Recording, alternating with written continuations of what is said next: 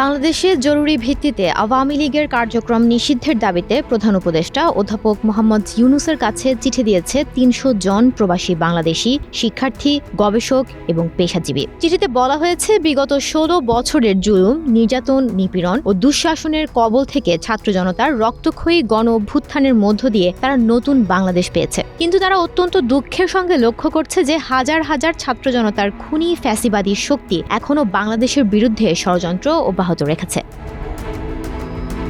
দুটি আন্তর্জাতিক মানবাধিকার সংস্থা অ্যামনেস্টি ইন্টারন্যাশনাল এবং হিউম্যান রাইটস ওয়াচ প্রমাণ পেয়েছে যে শেখ হাসিনার নেতৃত্বাধীন আওয়ামী লীগ সরকার আন্দোলন দমনে বেআইনিভাবে ও অপ্রয়োজনীয়ভাবে শক্তির ব্যবহার করেছে। সাধারণ জনগণের উপর হামলা চালিয়ে কমপক্ষে ৮৩৪ জনকে হত্যা এবং ২০,০০০-এর বেশি মানুষকে আহত করেছে, যাদের মধ্যে নারী এবং শিশুরাও রয়েছেন।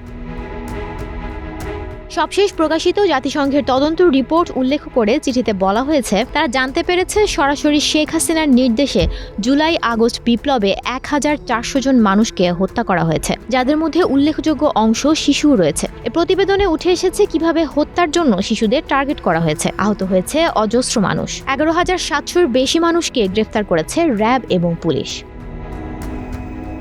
চিঠিতে আরও বলা হয়েছে, শুধু জুলাই হত্যাকাণ্ডের মধ্যেই সীমাবদ্ধ নয়। বাংলাদেশ আওয়ামী লীগ গত ১৬ বছর ধরে বাংলাদেশে নৃশংস হত্যাকাণ্ড চালিয়েছে। আইন ও সালিশ কেন্দ্র জানিয়েছে, ২০১৩ সাল থেকে ২০২৪ সালের মধ্যে আওয়ামী লীগের শাসনামলে ২,০০০-এর বেশি বিচার বহির্ভূত হত্যাকাণ্ড সংঘটিত হয়েছে। গুম কমিশনারের রিপোর্টে উঠে এসেছে কিভাবে ছোট বাচ্চাকে জিম্মি করে মায়ের বুকের দুধ পান করতে না দিয়ে মায়ের ওপর নিপীড়ন চালিয়েছে। চিঠিতে আয়নাঘরের কথাও উল্লেখ করা হয়েছে।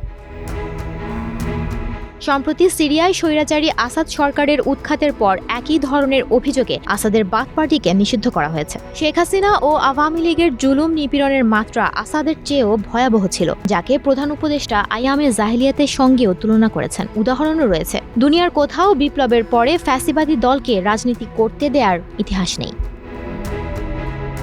প্রবাসী বাংলাদেশি শিক্ষার্থী, গবেষক ও পেশাজীবীরা বাংলাদেশের আওয়ামী লীগকে অবিলম্বে আইনগতভাবে নিষিদ্ধ করার পাশাপাশি দলটির শাসনামলে সংঘটিত সকল মানবতা বিরোধী অপরাধের জন্য দায়ীদের বিচারের আওতায় আনার দাবি জানিয়েছে। স্বচ্ছ ও স্বাধীন বিচার প্রক্রিয়ার মধ্য দিয়ে জুলাই ২৪-এর গণহত্যা ও অন্যান্য সময়ে মানবাধিকার লঙ্ঘনের দায়ে অভিযুক্তদের সুবিচার চায়।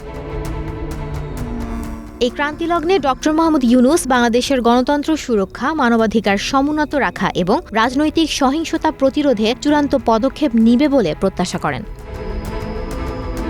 সুমনা মুস্তফা, প্রবাস খবর।